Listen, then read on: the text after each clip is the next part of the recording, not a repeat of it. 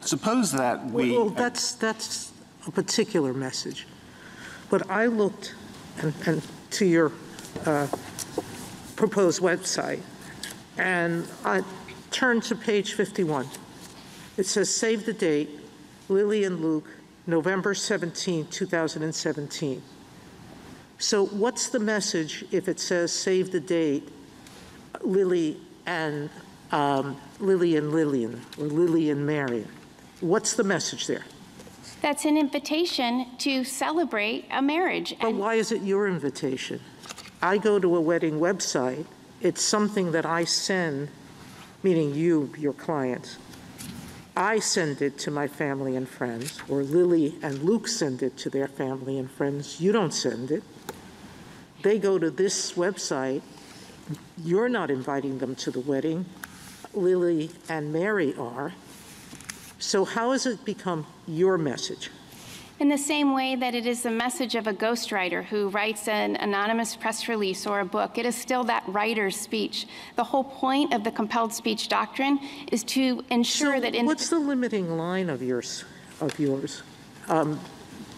Justice Kagan asked you about another website designer, but how about people who don't believe in interracial marriage? Or about people who don't believe that disabled people should get married? Where's the line?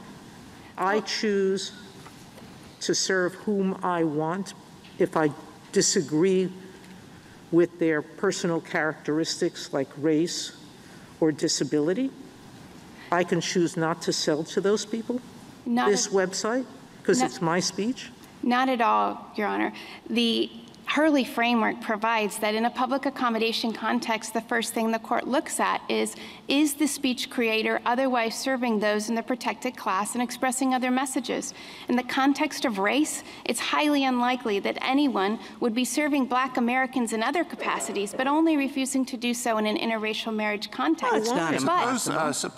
But even in the context of putting in names... I'm sorry, show me on your website. Show me on the pages of your petition for a writ of certiorari. Show me a page on that website that is an endorsement of a marriage as opposed to the story of a couple. Well, either one violates the compelled speech doctrine. No, please show me a page on your website. It's attached to your petition. I'll start you on page 51. Pages 53, 52, 54, 55, and 56 all represent an invitation and a celebration. 53 says our photo gallery. 54 says funny dating story. How is that your story, your photo gallery? It's the couple's photo gallery. Page 54 is funny dating story. It's their story, not your story. I'm looking at every page, and basically it's the story of the couple. It's a date on page 51. 52 is our special day. 53 is RSVP, our photo gallery. 54 is a funny dating story. I keep looking at all of the mock-ups, and all of them relate to what Lily and Luke are saying or doing, who they are, who are their grooms, who's their bridesmaids. I don't understand. How is this your story?